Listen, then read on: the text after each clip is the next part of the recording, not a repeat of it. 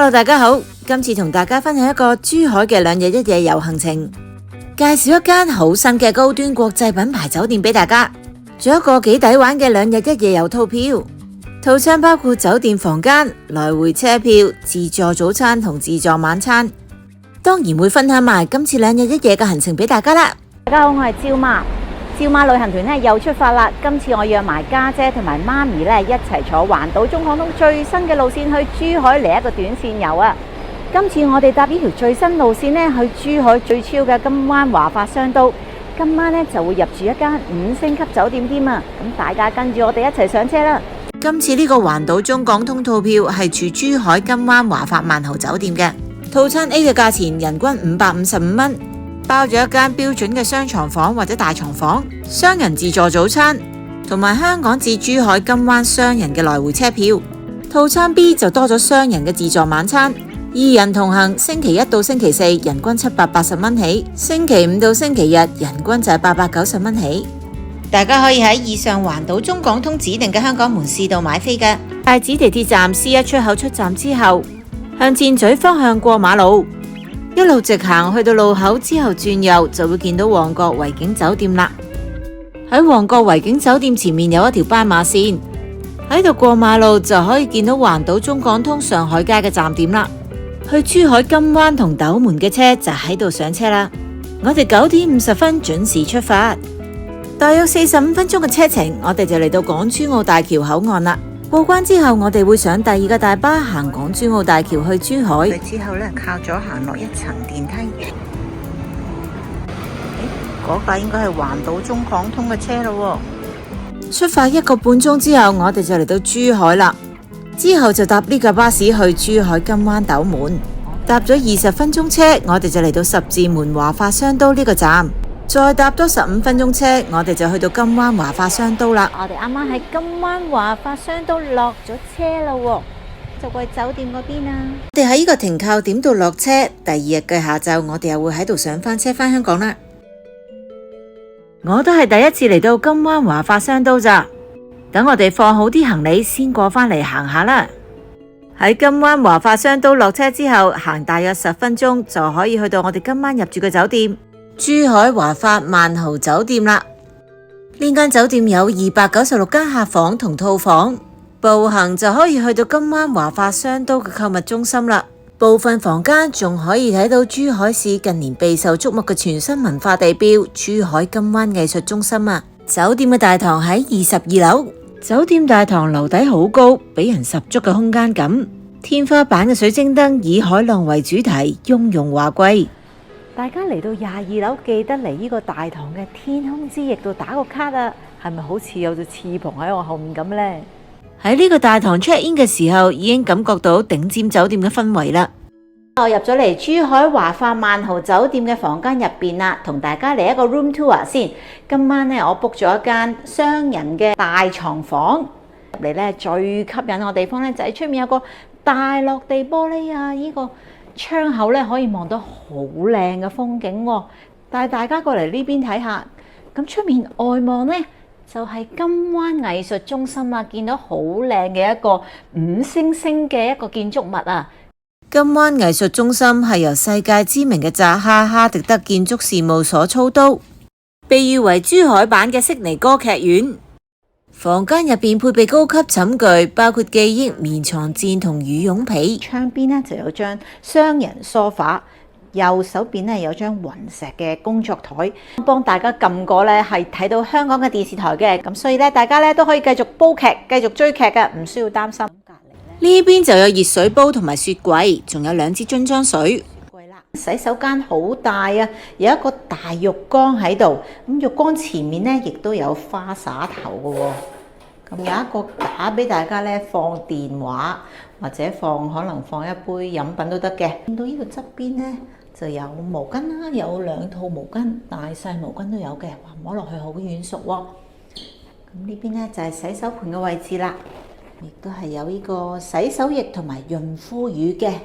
睇下佢個洗手間啦，同埋花灑浴啦，咁佢都係衛浴分離嘅。呢個呢就係花灑淋浴嘅地方。咁除咗浴缸之外，佢哋都有花灑淋浴喎。洗手間呢就喺另外一邊。咁呢個呢，就係萬豪酒店嘅風筒啦。電話嘅後方呢，亦都有插電嘅插頭位嘅。咁呢個係 USB 頭啦，同埋有 Type C 頭。參觀下呢個健身房啊！哇，呢間健身房都非常之大，有器械嘅一啲機器喺度嘅。呢度呢，仲有個 Kids Room 喎，有個兒童遊戲室。6樓呢，仲有個室外泳池添㗎。帶大家參觀下酒店嘅中餐廳。嚟睇下呢個包廳，呢個包廳可以坐到20幾個人，你睇下幾大。最厲害嘅呢，就係佢外面嘅景觀啦，亦都可以見到金灣藝術中心㗎。佢好開揚，同埋可以見到好靚嘅人工湖啊！我哋頭先 check in 咗房間啦，依家呢就發掘一下依區有啲咩行，有啲咩玩啦。咁首先呢，要醫一醫肚先，食個晏晝。酒店附近有金灣華發商都呢個商場，商場嘅總建築面積有大約11.7萬平方米，係珠海西區標誌性嘅大型一站式購物中心。試下食呢個中山脆肉丸火鍋。我哋喺點評嗌咗個4人餐，呢度啲脆肉丸又新鮮又好食，佢哋嘅新鮮魚腐都做得非常出色啊！商場入邊有好多唔同種類嘅零售商鋪，仲有大型超市、IMAX 影院同埋親子遊樂設施，設有超大空間嘅室內遊樂場，適合唔同年齡層嘅顧客群。商場嘅中庭有旋轉木馬，仲有呢啲旋轉小飛機俾小朋友玩。呢邊仲有 B 德嘅主題遊樂園，同埋小勇士探險樂園，仲有小火車。B 一層仲有一個叫天虹超市嘅大型超市。我哋就過嚟珠海慢活2日1夜啊！咁咧就天陰有啲落雨，咁其實係住呢個人工湖行咧都好舒服。咁啊，仲有咧呢個金灣藝術中心呢個咁靚嘅打卡位啦。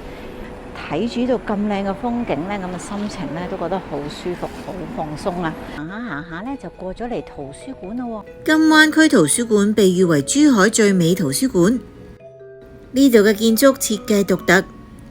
如果你自認係文青，就記住嚟行下啦。今晚我哋就會喺間萬豪酒店22樓嘅呢間餐廳呢，食呢個自助晚餐啦。呢度係呢個2024年美團酒店美團人氣酒店餐廳嚟嘅喎。睇下餐廳外面嘅景色。聽講佢哋咧今年嘅呢個世界盃嘅主題，所以周圍咧都啲足球嘅氣息。呢邊係咪煮麵啊？桂林米粉喎，好可愛嘅呢個足球裝置喎，仲有蛋糕。呢度咧就有啲熟蝦，呢度有啲海螺，都好靚啊！見到呢度有啲刺身啊，有三文魚刺身、真牙魚刺身、飛靈魚刺身、八爪魚，呢啲係打開望下先。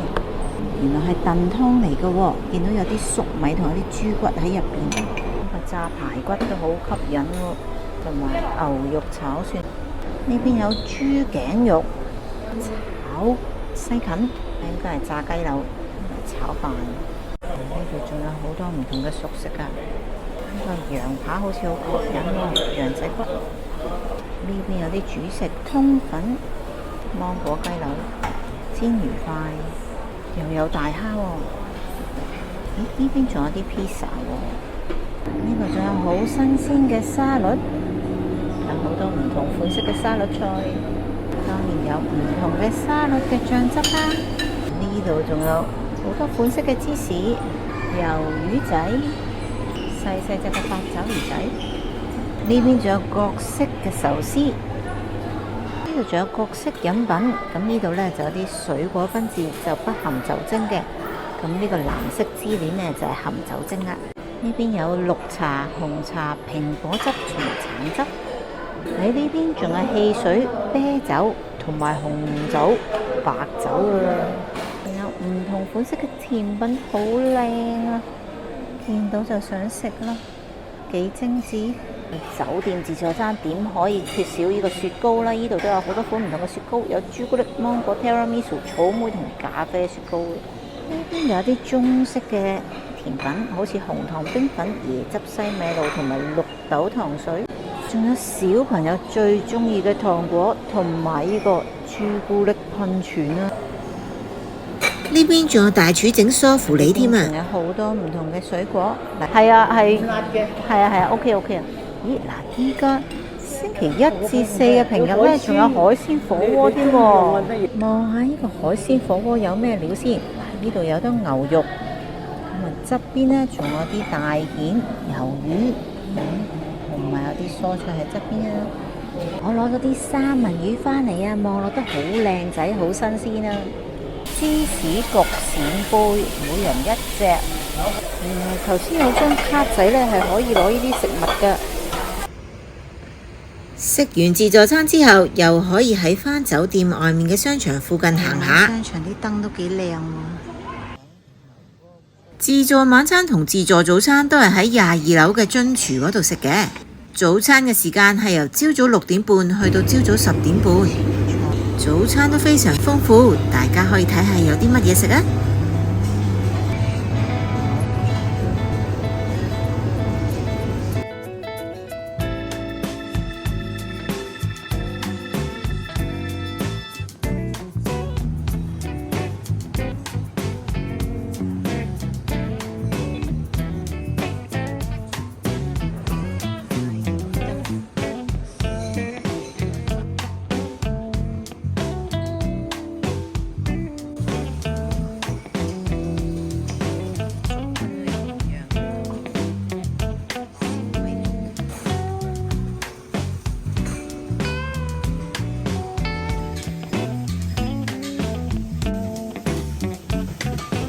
呢度有豆沙包、蔬菜包同埋蒸淮山。早晨啊，各位，今日嚟到行程嘅第2日。咁頭先我哋食咗個好豐富嘅早餐啊！依家咧趁有時間就 call 架車咧出去紅旗1970藝術區度行下。咁嗰度咧係一個懷舊嘅街區嚟嘅，由老廠房改建而成。咁我哋依家咧一齊過去睇下。我哋搭咗10分鐘嘅車程咧，就嚟到呢個紅旗1970藝術區啦。咁依家入去睇下先。呢度就係紅旗1970藝術區嘅門口。紅旗1970藝術區嘅前身係紅旗糖廠，近年成為珠海市金灣區嘅文旅新地標。而家以甜蜜同藝術為核心重新活化。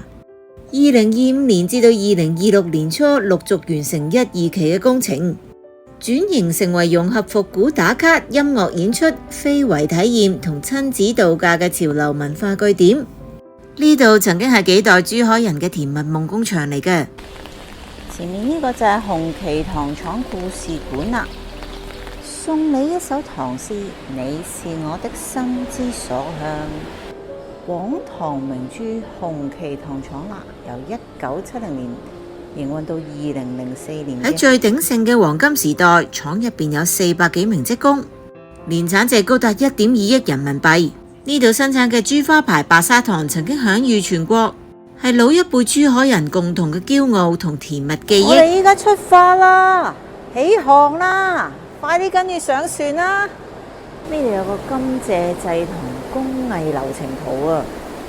過嚟幫襯下，有好多糖賣啊！我哋依家做緊大特價。呢度有好多靚仔靚女喎，哇！70、80年代全部都係香港明星嘅世界。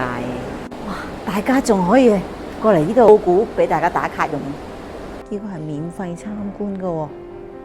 哇！見到呢啲糖果呢，好似翻返去細個嘅時候啊！呢啲波板糖細個都成日食噶。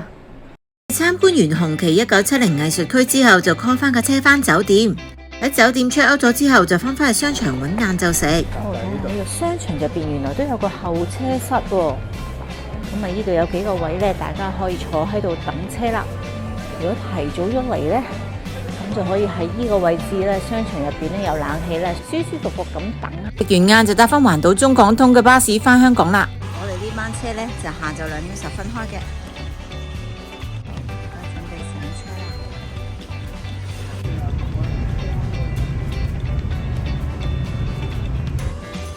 2點50分，我哋再次嚟到廣州大橋。希望大家中意我哋今次嘅分享，希望大家多多支持，讚好呢條短片，留言俾我哋。如果唔想錯過我哋其他嘅資訊呢，就記得訂閱埋我哋嘅頻道啦。